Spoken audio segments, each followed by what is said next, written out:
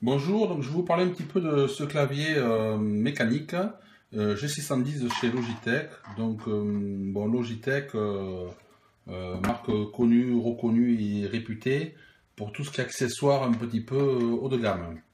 Moi j'ai déjà eu l'occasion longtemps d'avoir eu le volant de chez eux, chez Logitech, certaines autres appareils. Donc là aujourd'hui un clavier, donc ce clavier la particularité, pourquoi mécanique? Puisqu'en fait la partie mécanique ce sont des systèmes de touches. Alors il y a un petit dessin là, voilà, c'est chaque touche a une petite mécanique avec un petit ressort avec des petits contacteurs, donc c'est indépendant.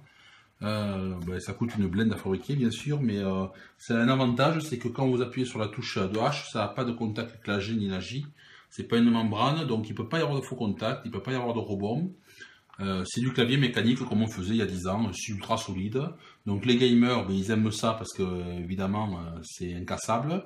Donc on peut appuyer à toute vitesse sur n'importe quelle touche. Bon, il y a un petit bruit du clavier mécanique, bien sûr. Quoique là, il n'y a pas trop le clic-clic, c'est pas mal quand même. À part la touche espace et entrée, voilà, le bruit est raisonnable. Et après, c'est sobre. Alors c'est ça que j'ai aimé, c'est-à-dire que c'est pas un clavier de gamer où il y a des vagues, des spirales, des traits, des formes un peu futuristes. Là, c'est du Logitech, c'est du sérieux sobre. Clavier classique, les touches normales, les touches de fonction, quelques petites options multimédia, lecture, avance, le volume, le mute. On peut bouger un petit peu aussi l'intensité. Un système pour avoir un menu pour programmer les touches pour les gamers.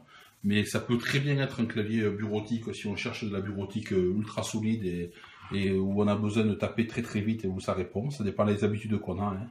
Si vous êtes habitué à du Mac, c'est de la membrane. Si vous êtes habitué à du PC, les claviers pendant très longtemps, c'était ces claviers de ce type. Hein. Donc voilà, ça répond vraiment bien. Donc c'est un clavier, je pense, qui est ou à prendre parce qu'on fait de la bureautique, on cherche quelque chose de très très solide et on est habitué à du mécanique parce qu'on a eu des grosses machines type IBM des années 2000 où le clavier est un peu comme ça. Ou on fait de la bureautique et puis le PC sert aussi à jouer, on veut un clavier qui résiste et on prend un clavier mécanique. Mais dans tous les cas, voilà, c'est du clavier qui à mon avis vaut largement son prix. Il pèse ce qu'il faut, le fil solide, voilà, des pieds, des tampons un peu partout. Vous voyez l'épaisseur, hein. C'est du mécanique. Il est sobre tout en étant un petit peu joué avec ses couleurs. Voilà, moi j'adore. Je vais le tester un peu plus, mais nul doute, ils ont toute une gamme chez eux de 3-4 claviers mécaniques rétroéclairés.